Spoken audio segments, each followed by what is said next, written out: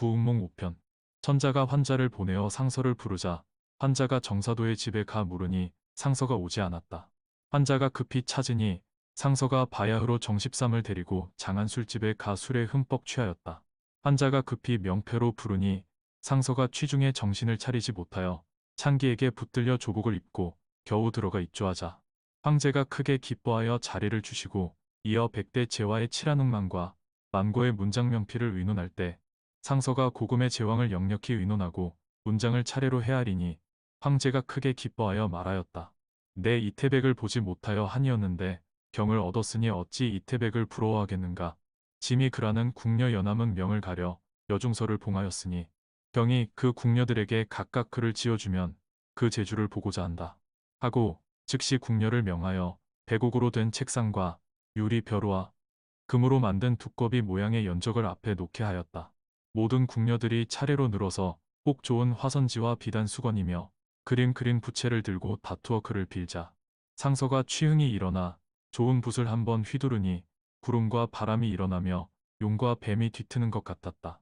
순식간에 궁녀에게 다 지어주니 궁녀들이 그 글을 가지고 차례로 황제께 드리자 황제가 다 보시고 극히 아름답게 여겨 궁녀를 명하여 어주를 주라 하였다. 궁녀가 다투어 각각 술을 드리니 상서가 받는 듯 주는 듯 30여 잔을 마신 후에 몹시 취하여 정신을 차리지 못하였다. 황제가 말하였다. 이 글 한 구절의 값을 논하면 천금과 같다. 옛글에 모과를 던지거든 구슬로 보답하라. 하였으니 너희는 무엇으로 문장을 써준 대가를 치르겠느냐. 모든 궁녀가 봉황을 새긴 금비녀도 빼고 흰 옷과 금으로 된 놀이개도 끄르며 옷가락지도 벗어 서로 다투어 상석께 던지니 잠깐만에 산같이 쌓였다. 황제가 웃으며 말하였다. 짐은 무엇으로 상을 내리면 좋겠는가 하고 환자를 시켜 쓰던 필먹과 벼루와 연적과 궁녀들이 드린 보화를 거두어 상서의 집에 드리라 하자 상서가 머리를 조아려 은혜에 깊이 감사하고 일어나 화원에 가니 춘혼이 내달아 옷을 벗기고 물어 말하였다. 누구의 집에 가셔서 이리 취하셨습니까? 말을 맺지 못하여 종이 필먹, 벼루, 연적과 봉황을 새긴 비녀, 가락지, 금 놀이개를 무수히 보여주었다. 상서가 춘혼에게 말하였다. 이 보화는 천자께서 출랑에게 상사하신 바라. 춘혼이 다시 듣고자 하였으나 상서는 벌써 잠이 들었다. 다음날 상서가 일어나 세수하는데 문 지키는 사람이 급히 고하였다. 월왕께서 오셨습니다. 상서가 크게 놀라 신을 벗고 내달아 맞아 윗자리를 내어주고 물어 말하였다. 전하께서 무슨 일로 누추한 곳에 행차하셨습니까? 월왕이 말하였다. 과인이 황제의 명을 받아 왔소. 난양 공주가 나이 자랐지만 부마를 정하지 못하였는데 황제께서 상사의 제독을 사랑하시어 혼인을 정고자 하십니다. 상서가 크게 놀라 말하였다. 소신이 무슨 제덕이 있습니까? 황제 폐하의 은혜가 이렇듯 하오니 아랠 말씀이 없지만 정사도 여자와 혼인을 정하여 납패를 한 지 3년이니 원컨대 대왕은 이 뜻을 황제께 아뢰어 주십시오. 월왕이 말하였다. 내 돌아가 아뢰겠지만 슬픕니다. 상서를 사랑하던 일이 허사가 되었군요. 상서가 말하였다. 혼인은 일륜대사이니 소신이 들어가 죄를 받겠습니다. 월왕이 즉시 하직하고 갔다. 상서가 들어가 사도를 보고 월왕의 말을 전하니 온 집안이 다 허둥지둥하며 어쩔 줄 몰라 했다. 처음에 황태우가 상서를 보고 크게 기뻐하여 말하였다. 이는 하늘이 정해준 난양의 배필이니 어찌 다른 의논이 있겠는가. 천자가 상서의 글과 글씨를 잊지 못하여 다시 보고자 하여 태감에게 명하여 즉시 거두어 드리라 하였다. 궁녀들이 이미 그 글을 깊이 간수하였는데 한 궁녀는 상서가 글 쓴 부채를 들고 제 침실에 들어가 슬피 울었다. 이 궁녀의 성명은 진채봉이니 화엄당 진어사의 딸이다. 진어사가 죽은 후에 궁의 노비가 되었는데 천자가 보고 사랑하여 후궁을 봉하려 하자 황후가 그 제덕을 보고 자기 권리를 휘두를까 염려하여 말하였다. 진낭자의 재주와 행실이 좋기 후궁을 봉함직하지만 제 아비를 죽이고 그 딸을 가까이 함이 같이 아니한 듯합니다. 천자가 말하였다. 옳다. 하고 채봉을 불러 말하였다. 너를 황태후 궁에 보내어 난양공주를 모셔 힘써하게 한다. 하고 보내자 공주도 그 재주와 용모를 보시고 사랑하여 잠시도 떠나지 못하게 하였다. 하루는 황태후를 모시고 복례전에 가 양상서의 글을 얻으니 상서는 진실을 알아보지 못하였지만 진실은 알아보고 자연 슬픈 마음을 이기지 못하였다. 눈물을 머금고 남이 알까 두려워 부채만 들고 물러가 상서를 피하여 한 번 그를 읊으니 눈물이 일천줄이었다. 진랑이 옛일을 생각하여 상서의 글에 화답하여 그 부채에 썼는데 갑자기 태감이 급히 와 양상서의 글을 다 드리라 하신다. 하자 진씨가 크게 놀라 말하였다. 과연 다시 찾을 줄을 알지 못하고 그 글에 화답하여 그 부채에 썼는데 황상께서 보시면 반드시 죄가 중할 것이니 차라리 자결하겠습니다. 하자 태감이 말하였다. 황상이 인후하시니 반드시 죄하지 아니하실 것이요. 내 또 힘써 구안할 터이니 염려 말고 갑시다. 진씨가 마지 못하여 태감을 따라갔다. 태감이 모든 궁녀의 글을 차례로 드리자 황제가 글마다 보시다가 진씨의 부채에 쓴 글을 보시고 괴이히 여겨 물어 말하였다. 양상서의 글에 누가 화답하였느냐? 태감이 말하였다. 진씨의 말을 들어보니 황상이 다시 찾으실 줄을 모르고 외람되게 화답하여 썼습니다. 하고 죽으려 하기에 소신이 못 죽게 하여 데려왔습니다. 황제가 다시 진씨의 글을 보니 그 글은 다음과 같았다. 비단 부채 둥긋하여 달 같으니 누가 귀에서 부끄러워하던 만남이 생각나누나 처음 지척에서도 서로 알지 못할 바 문득 그대로 하여금 자세히 보게나 할 걸. 황제가 보고 말하였다. 진씨에게 반드시 사정이 있다. 어떤 사람을 보았기에 이 글이 이러한가. 그러나 재주가 아까우니 살려는 주겠다. 하고 태감을 명하여 진씨를 부르자 진씨가 들어가 섬돌 아래에 내려 머리를 두드리며 말하였다. 소첩이 죽을 죄를 지었사오니 원컨대 빨리 죽여주십시오. 상이 말하였다. 내 속이지 말고 바로 아래라. 어떤 사람과 사정이 있느냐. 진씨가 눈물을 흘리며 말하였다. 황상께서 하문하시니 어찌 속이겠습니까.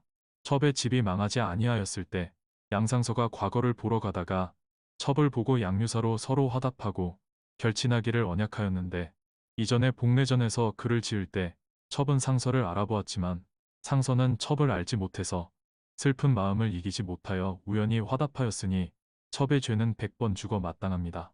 상이 말하였다. 내가 양유사를 기억하겠느냐.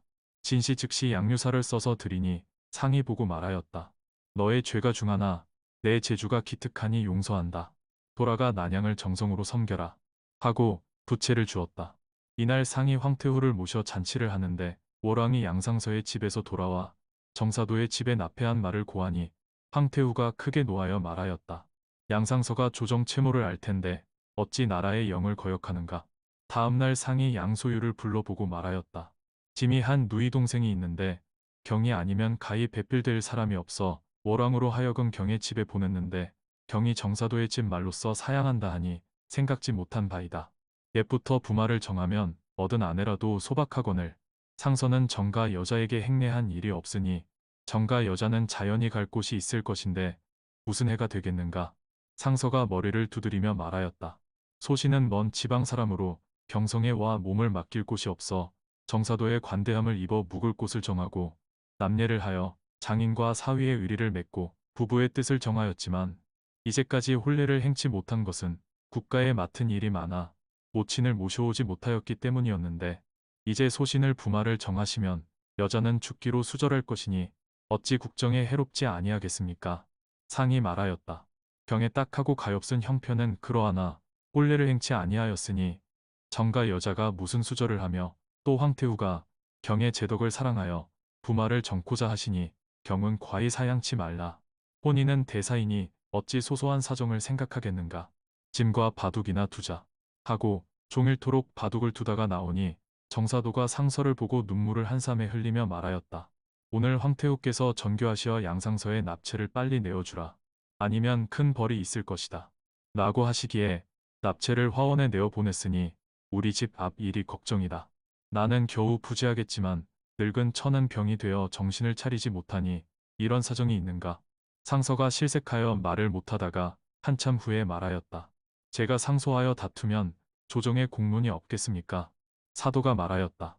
상서가 이제 상소하면 반드시 무거운 죄를 얻으려니와 천자의 명령을 받은 후에 화원에 있기 미안하니 아무리 떠나기 서운하나 다른데 거처를 정하는 것이 마땅하다. 상서가 대답하지 아니하고 화원으로 나가니 춘훈이 눈물을 흘리며 납체를 붙들고 말하였다. 소저의 명으로 와 상서를 모신 지 오래인데 호사다마하여 일이 되어 소저의 혼사는 다시 바랄 것이 없으니 첩도 아주 이별하렵니다. 상서가 말하였다. 내가 상소하여 힘써 다투겠지만 설사 허락하지 아니하신데도 출랑은 이미 내게 몸을 맡겼으니 어찌 나를 버리는가. 춘훈이 말하였다. 첩이 비록 민첩하지 못하나 엿을 종부의 뜻을 어이 모르겠습니까마는 첩이 어려서 소저와 죽고 살며 남고 모자란 것을 함께 하자고 맹세하였으니 오늘날 상서를 모시는 것도 소저의 명입니다. 소저가 평생토록 수저라면 첩이 어디를 가겠습니까? 상서가 말하였다. 소저는 동서남북의 뜻대로 가겠지만 출랑이 소저를 쫓아 다른 사람을 섬기면 여자의 정절이 있다고 할 수 있는가? 춘훈이 말하였다. 상공은 우리 소저를 알지 못합니다. 소저가 정한 일이 있습니다. 부모 슬하에 있다가 100년이 지난 후에 터럭을 끊고 몸을 맑게 닦아 산문에 몸을 맡겨 일생을 지키고자 하시니 첩이 홀로 어디로 가겠습니까? 상서께서 춘훈을 보고자 하시거든 납체를 소저의 방으로 보내십시오. 그렇게 하지 아니하시면 주거 후세에서나 다시 뵙겠습니다. 바라건대 상공은 오랫동안 편안히 계십시오. 하고 문득 뜰에 나려 재배하고 안으로 들어갔다. 상서가 마음이 적막하여 길게 탄식만 하였다. 이날 상서가 상소하니 그 글은 다음과 같았다. 한림학사 겸 예부상서 양소유는 머리를 조아려 절하며 황제 폐하께 아뢰미다. 대개 인륜은 왕정의 근본이요 혼인은 인륜의 대사여서 왕정을 잃으면 나라가 그릇되고 혼인을 삼가지 아니하면 가도가 망하니 어찌 혼인을 삼가 왕정을 구하지 아니하겠습니까? 소신이 바야흐로 정가 여자와 혼인을 정하여 납체하였는데 천만 뜻밖의 부모로 봉코자 하시어 황태후의 명으로 이미 받은 납체를 내어주라 하시니 이는 예로부터 듣지 못하던 바입니다. 원컨대 폐하는 왕정과 인륜을 살펴 정가와의 혼인을 허락하여 주십시오. 상이 보시고 태후께 아뢰니 태후가 크게 화를 내어 양상서를 감옥에 가두라 하자 조정 백관이 다 다투어 간하였지만 듣지 아니하였다. 이때 토번이 바야흐로 중국을 야보아 3만 병을 거느리고 와 변경 지방에 있는 군현을 노력하여 선봉이 이미 위교해 왔다. 상이 조정 대신을 불러 의논할 때 다 아뢰어 말하였다. 양상서가 전일에도 군병을 죄하지 아니하고 삼진을 정벌하였으니 지금도 양상서가 아니면 당할 사람이 없을까 합니다. 상이 말하였다. 옳다. 하시고 즉시 들어가 태우께 여쭈었다. 조정에는 양소유가 아니면 도적을 당할 사람이 없다 하오니 비록 죄가 있으나 국사를 먼저 생각하십시오. 태후가 허락하자 즉시 사자를 보내어 양상서를 불러보고 물어 말하였다. 도적이 급하여 경이 아니면 제어치 못할 것이니 어찌하면 좋은가? 상서가 대답하여 말하였다. 신이 비록 재주가 없으나 수천 군사를 얻어 이 도적을 파하여 죽을 목숨을 구원하신 은덕을 만분지일이나 갚을까 합니다. 상이 크게 기뻐하여 즉시 대사마 대원수를 봉하고 3만 군을 주었다.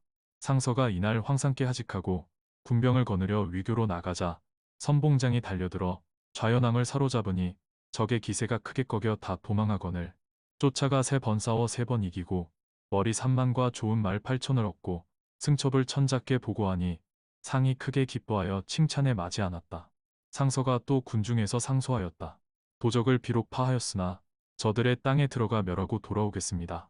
상이 상소를 보시고 장이 여겨 병부상서 대원수 벼슬을 내리고 통천어대, 참마검, 백모황호를 주고 하북, 농서 지방의 병마를 다 조발하여 양상서를 도우라 하였다.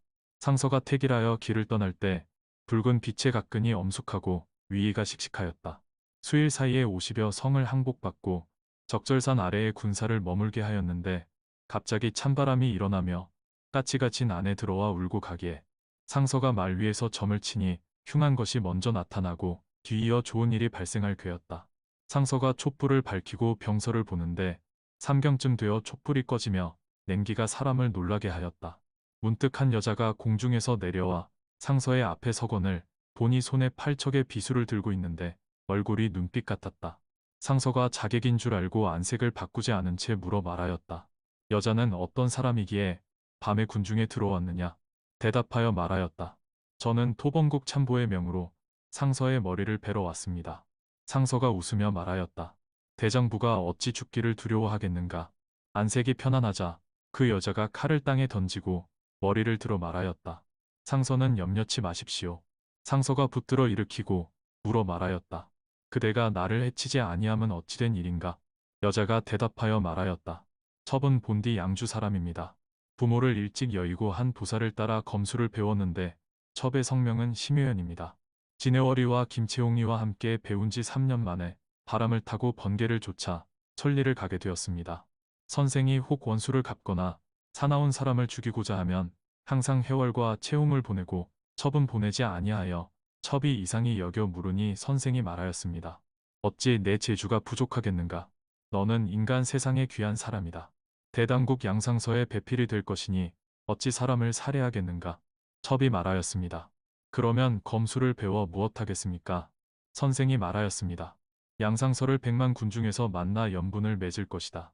또 토번이 천하 자객을 모아들여 양상서를 죽이려 하니 내어서 나가 자객을 물리쳐 양상서를 구하나라. 하거늘 첩이 토번국에 와 모든 자객을 물리치고 왔으니 어찌 상궁을 해야겠습니까? 상서가 이 말을 듣고 크게 기뻐하여 말하였다. 낭자가 죽어가는 목숨을 구원하고 또 몸을 허락하니 이 은혜를 어찌 갚겠는가? 낭자와 함께 백년해로 하겠다. 하고 옥장에 들어가 동침하니 복파영 중에 월색이 뜰에 가득하고 옥문관 밖에 춘광이 향기로웠다. 기분 좋은 흥취를 어이 헤아리겠는가? 요연히 문득 하직하며 말하였다. 군중은 여자가 있을 곳이 아니니 돌아가겠습니다. 상서가 말하였다. 낭자는 세상 사람이 아니다. 기특한 꾀를 가르쳐 도적을 파괴할 것이거늘 어찌 나를 버리고 급히 가느냐? 요연히 말하였다. 상공의 용맹으로 패한 도적치기는 손에 침 뱉기 같으니 무슨 염려하시겠습니까? 첩이 돌아가 선생을 모시고 있다가 상서께서 회군하신 후에 가 모시겠습니다. 상서가 말하였다. 한 말이나 가르치고 가라. 요연히 말하였다. 반사곡에 가서 물이 없거든 샘을 파 군사를 먹이고 돌아가십시오. 또 무슨 말을 묻고자 했는데 문득 공중으로 올라간 데 없었다.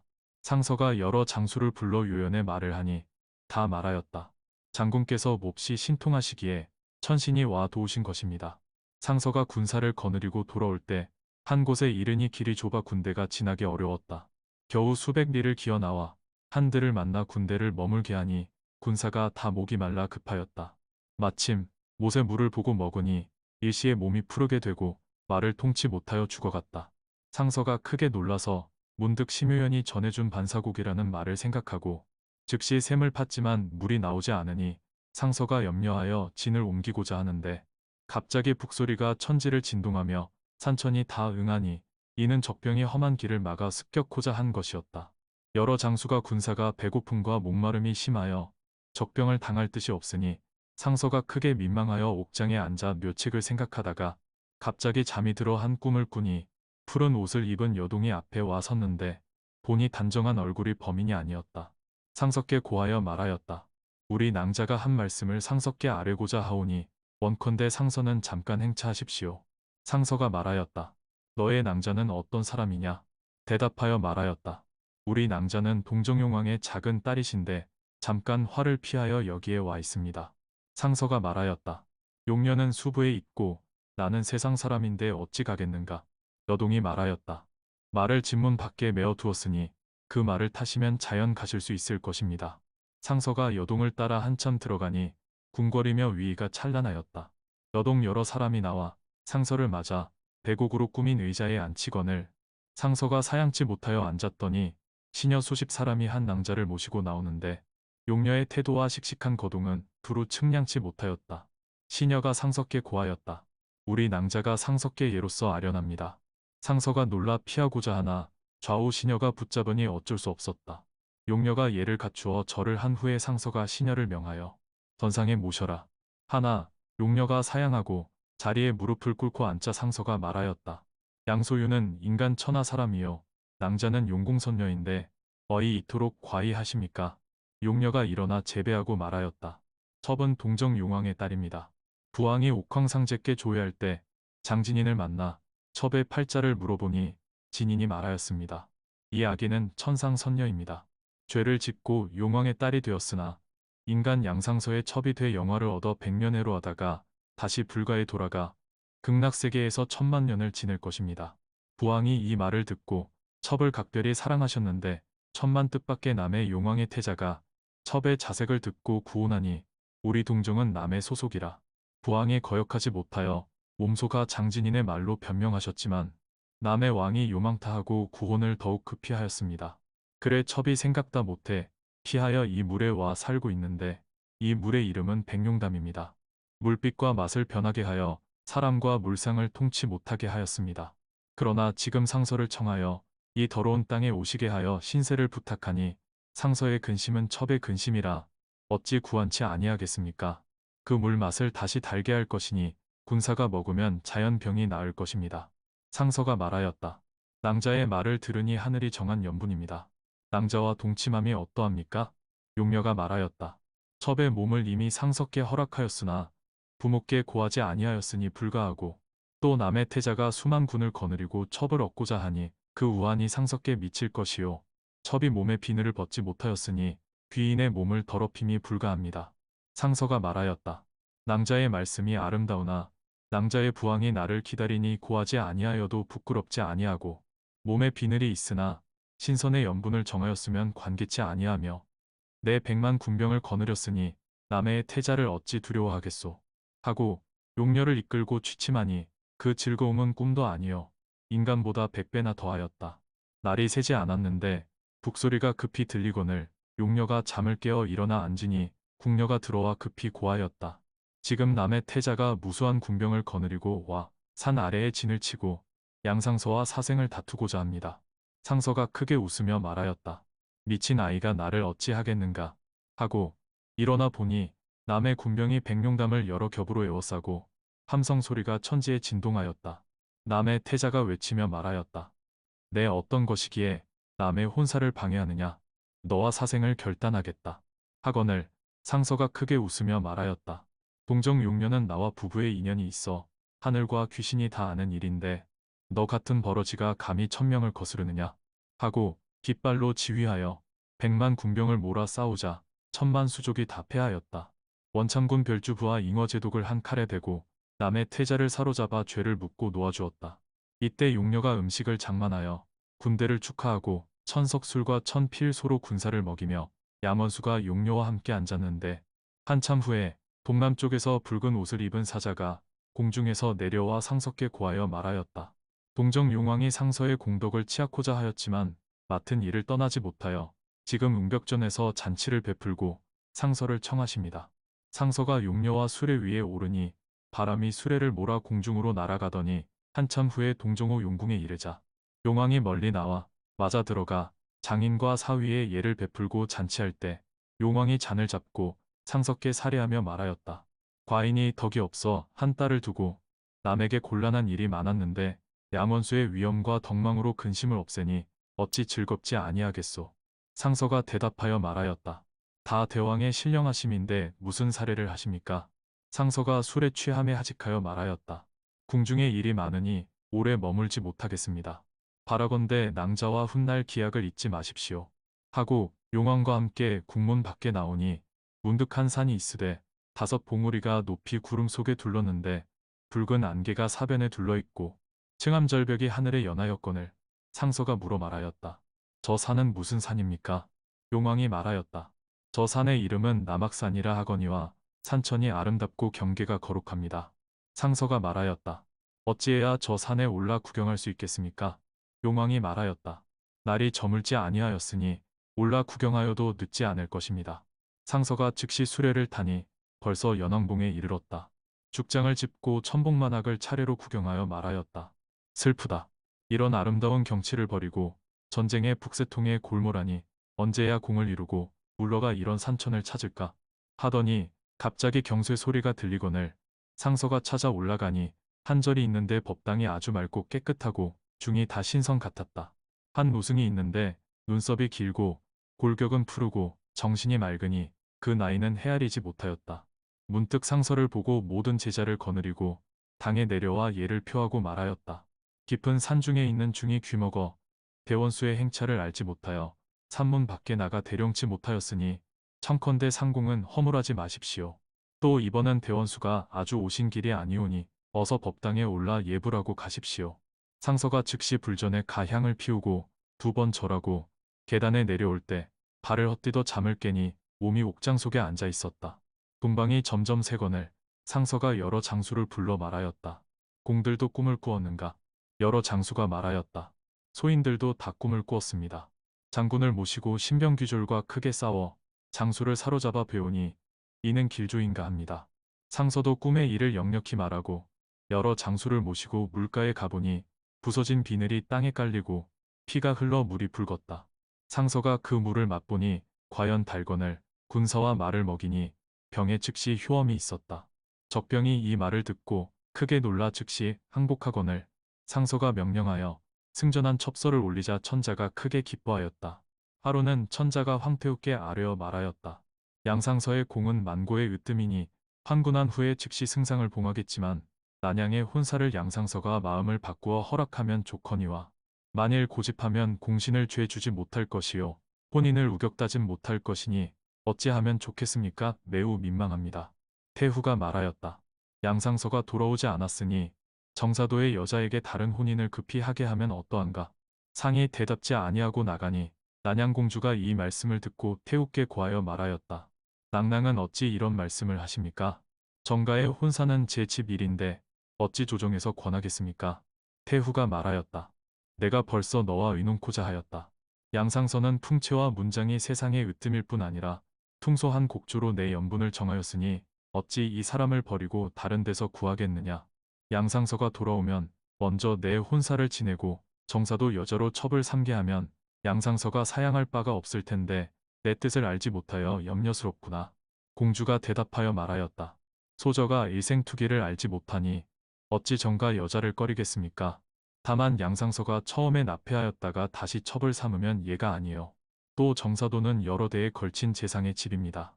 그 여자로 남의 첩이 되게 함이 어찌 원통치 아니하겠습니까? 태후가 말하였다. 내 뜻이 그러하면 어찌하면 좋겠느냐? 공주가 말하였다. 들으니 제후에게는 새 부인이 가하다 합니다. 양상서가 성공하고 돌아오면 후왕을 봉할 것이니 두 부인 취함이 어찌 마땅치 아니하겠습니까? 태후가 말하였다. 안 된다. 사람이 귀천이 없다면 관계치 아니하겠지만은 너는 선왕의 귀한 딸이여. 지금 임금의 사랑하는 누이다. 어찌 여염집 천한 사람과 함께 섬기겠느냐? 공주가 말하였다. 선비가 어질면 만승천자도 버탄다 하니 관계치 아니하며 또 정가 여자는 자색과 덕행이 옛 사람이라도 미치기 어렵다 하오니 그러하면 소녀에게는 다행입니다. 아무튼 그 여자를 친히 보아 듣던 말과 같으면 몸을 굽혀 섞임이 가하고 그렇지 아니하면 첩을 삼거나 마음대로 하십시오. 태후가 말하였다. 여자의 투기는 예부터 있는데 너는 어찌 이토록 인후하냐? 내 명일에 정가 여자를 부르겠다. 공주가 말하였다. 아무리 낭낭의 명이 있어도 아프다고 핑계하면 부질없고 더구나 재상가의 여자를 어찌 불러드리겠습니까? 소녀가 직접 가 보겠습니다. 이때 정소저가 부모를 위하여 태연한 채 하지만 형용은 자연 초췌하였다. 하루는 한 여동이 비단 족자를 팔러 왔거늘 춘혼이 보니 꽃밭 속에 공작이 수놓여 있었다. 춘혼이 족자를 가지고 들어가 소저께 고하여 말하였다. 이 족자는 어떠합니까? 소저가 보고 놀라 말하였다. 어떤 사람이 이런 재주가 있는가? 인간 사람이 아니다. 하고 춘혼을 명하여 이 족자는 어디서 났으며 만든 사람이 어떤 사람이냐? 여동이 말하였다. 우리 소저의 재주인데 우리 소저가 객 중에 계셔 급히 쓸 곳이 있어 팔러 왔으니 값에 많고 적음을 보지 아니합니다. 춘혼이 말하였다. 너의 소저는 네 집 낭자이며 무슨 일로 객 중에 머무느냐? 여동이 말하였다. 우리 소저는 이통판의 누이입니다. 이통판이 절동 땅에 벼슬 갈 때 부인과 소저를 모시고 가는데 소저가 병이 들어가지 못하여 연지촌 사삼낭의 집에 처소를 정하여 계십니다. 정소저가 그 족자를 많은 값을 주고 사 중당에 걸어두고 춘혼에게 말하였다. 이 족자의 인자를 시비를 보내어 얼굴이나 보고 싶구나 하고 즉시 시비를 보냈다. 시비가 돌아와 고하였다. 억만장한을 다 보았지만 우리 소저 같은 사람은 없었는데 과연 이 소저는 우리 소저와 같았습니다. 춘혼이 말하였다. 그 족자를 보니 재주는 아름다우나 어찌 우리 소저 같은 사람이 있겠느냐? 내가 잘못 보았다. 하루는 사삼낭이 와 부인과 정소저께 고하였다. 소인의 집에 이통판댁 낭자가 거처하고 있는데 소저의 제덕을 듣고 한번 뵙고자 청합니다. 부인이 말하였다. 내 그 낭자를 보고자 하였지만 청하기 미안하여 못하였는데 그대 말을 들으니 어찌 기쁘지 아니하겠는가. 다음날 이소저가 흰 옥으로 꾸민 가마를 타고 시비를 데리고 왔다. 정소저가 나와 맞아 침실에 들어가 서로 대하여 앉으니 월궁의 선녀가 요지연에 참여한 듯 그 광채가 비할 데 없었다. 정소저가 말하였다. 마침 시비에게 들으니 저저가 가까이 와 계시다 하나 나는 팔자가 기박하여 인사를 사절하였기 때문에 가 배웁지 못하였는데 저저가 이런 더러운 곳에 오시니 매우 감사합니다. 이소저가 말하였다. 나는 본디 초야에 묻힌 사람입니다. 부친을 일찍 여의고 모친을 의지하여 배운 일이 없어 마침 소저의 아름다운 행실을 듣고 한번 모시어 가르치시는 말씀을 듣고자 했는데 더러운 몸을 버리지 아니하시니 평생 소원을 푼 듯합니다. 또 들으니 대개 추논이 있다 하오니 볼 수 있겠습니까? 정소저가 즉시 시비를 명하여 추논을 부르니 추논이 들어와 예로써 아련하자 이소저가 일어나 맞아 앉았다. 이소저가 추논을 보고 감탄하여 말하였다. 듣던 말과 같구나. 정소저가 저러하고 추논이 또 이러하니 양상서가 어찌 부마를 구하겠는가. 이소저가 일어나 부인과 소적게 하직하며 말하였다. 날이 저물었으니 물러가지만 거처한 곳이 멀지 아니하니 다시 뵐 날이 있겠습니까? 정소저가 계단 아래로 내려와 살해하여 말하였다.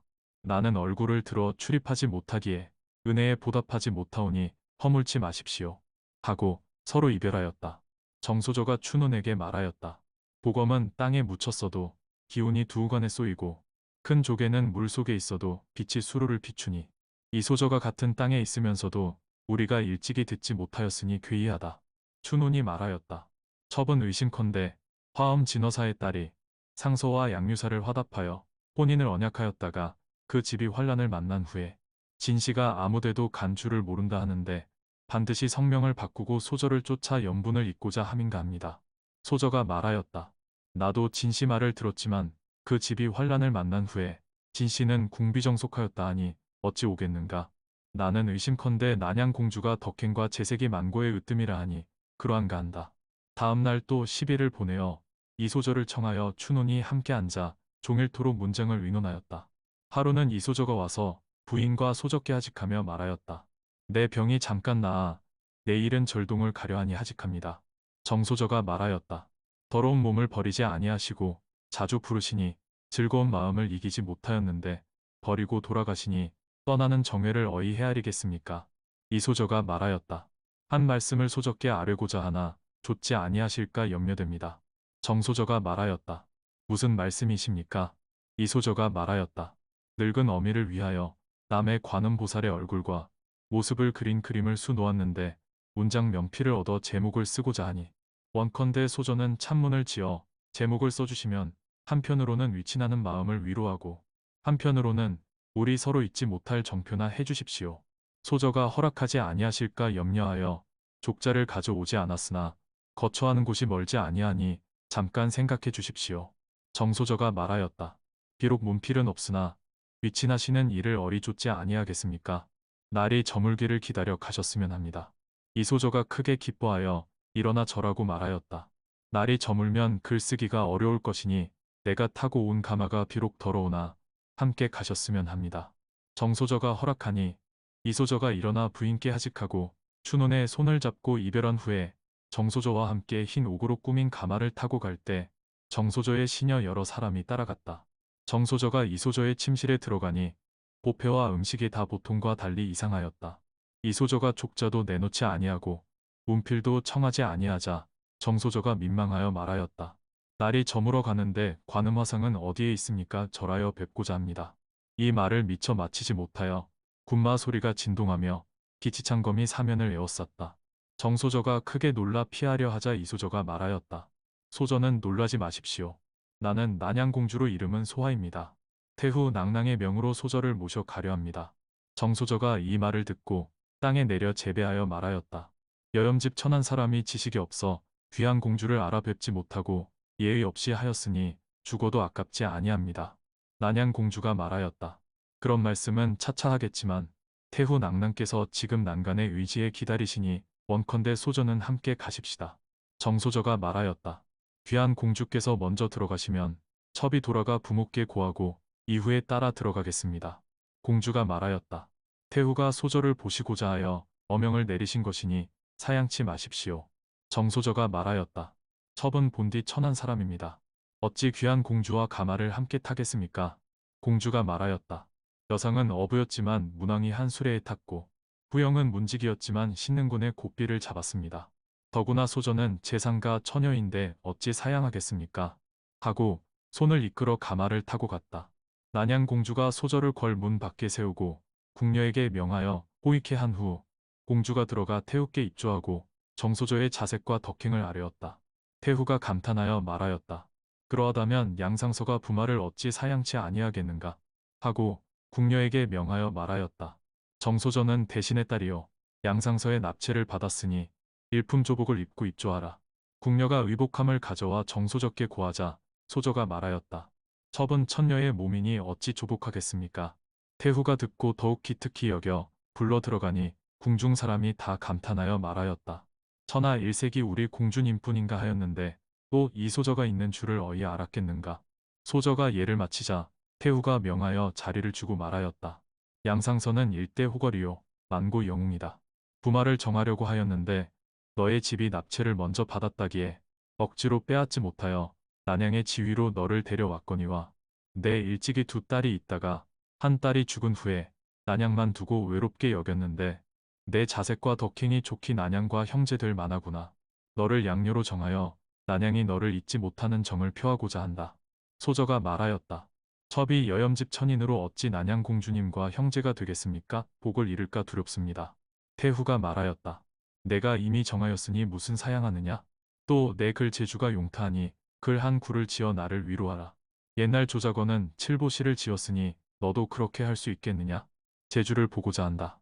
소저가 대답하여 말하였다. 소저가 글은 잘 못하지만 낭낭의 명을 어찌 거슬겠습니까? 난양이 말하였다. 정씨를 혼자 시키기 미안하니 소녀가 함께 짓겠습니다. 태후가 크게 기뻐하여 필먹을 갖추고 궁녀를 명예 앞에 세우고 글의 제목을 낼 때 이때는 춘삼월이다. 벽도화가 많이 핀 소개까치가 짙자 그것으로 글재를 내니 각각 붓을 잡고 써드렸는데 궁녀가 겨우 5걸음을 옮겼을 뿐이었다. 태후가 다 보시고 칭찬하여 말하였다. 내 두 딸은 이태백과 조자건이라도 미치지 못할 것이다. 이때 천자가 태후께 입조하자 태후가 말하였다.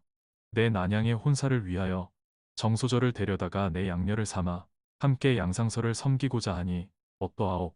상이 말하였다. 낭낭의 훌륭한 덕은 고금에 없습니다.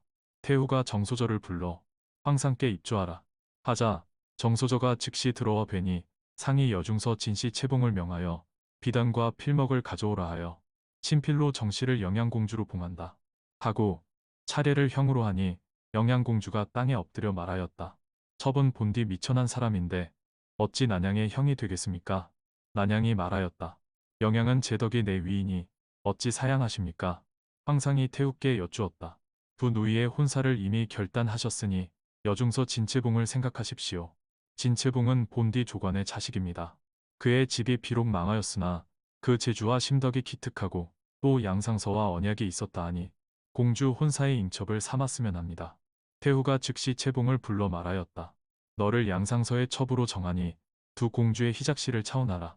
진씨가 즉시 글을 지어드리니 의사와 필법이 신묘하여 태후와 황상이 칭찬에 맞이 않았다. 하루는 영양공주가 태후께 아뢰어 말하였다. 소녀가 들어올 때에 부모가 놀라 염려하였으니 돌아가 부모를 보고 이런 훌륭한 덕을 자랑하고자 합니다. 태후가 말하였다. 아직 사사로이 출입을 할 수 없다. 내 의논할 말도 있으니 최 부인을 청하겠다. 하고 즉시 조서하였다. 최 씨가 들어가 태후께 입조하자 태후가 말하였다. 내 부인의 딸을 데려와 양녀를 삼았으니 부인은 염려 마시오. 최 씨가 살해하여 말하였다. 첩이 아들이 없고 딸 하나만 있어 금옥같이 사랑하였는데 낭낭의 훌륭한 덕이 이렇듯하니 시든 나무에 꽃이 핀 것과 같습니다. 이 은덕을 주고도 갚을 길이 없습니다. 영양과 난양이 부인을 보고 서로 반겨함은 헤아리지 못할 바였다. 태후가 말하였다. 부인의 집에 가춘혼이 있다 하더니 왔소이까? 부인이 춘혼을 불러 즉시 입족해 하자 태후가 말하였다. 진실로 절대가인 이구나. 하고 두 공주와 진씨가 지은 글을 말한 후 차온하라. 하자 춘혼이 사양치 못하여 즉시 지어드리니 태후가 보고 길게 탐복하였다. 춘혼이 물러가 두 공주께 베고 앉으니 공주가 진씨를 가리켜 말하였다. 이는 화음진가 여자다. 그대와 100년을 함께 할 사람이다. 춘혼이 말하였다. 양유사를 지은 진씨십니까? 진씨가 눈물을 흘리며 말하였다. 양유사를 어찌 아십니까? 춘혼이 말하였다. 상서가 매일 양유사를 읊으며 낭자를 생각하시기에 들었습니다. 진씨가 말하였다. 상서가 옛일을 잊지 아니하시는구나. 하고 더욱 슬퍼하였다. 태후가 최 부인에게 말하였다. 양상서를 속일 묘책이 있으니 부인도 나가서 소저가 죽었다고 하시오. 두 공주가 부인을 문 밖에 전송하고 춘혼에게 말하였다. 내가 죽었다 하고 상서를 속여라. 춘혼이 말하였다. 전에 속인 일도 죄가 큰데 다시 속이고 무슨 면목으로 상서를 섬기겠습니까? 공주가 말하였다. 태후께서 명하신 일이니 마지는 못할 것이다. 춘훈이 듣고 갔다. 각설이라